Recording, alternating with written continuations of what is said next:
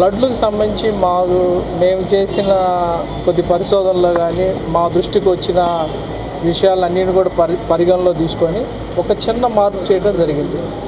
దాని ప్రకారం చాలామంది దర్శనం లేకుండా కేవలం లడ్లు మాత్రమే కొనుక్కొని మధ్యవర్తులుగా దళారులుగా మార్కెట్లో సేల్ చేయడం జరుగుతుంది. దానివల్ల బ్లాక్ మార్కెట్ డెవలప్ అయ్యడం ఈ మధ్యకాలంలో జరిగింది. మేము ఈరోజు విజిట్ చేసినప్పుడే మేము మెట్లెక్కుతుంటేనే ఒక వ్యక్తి 3 బ్యాగుల్లో తీసుకెళ్తాడు. అసలుకే వడలు చాలా తక్కువగా ఉంటే దర్శనం చేసుకున్నాడంటే దర్శనం చేసుకోలేదు ఆమె.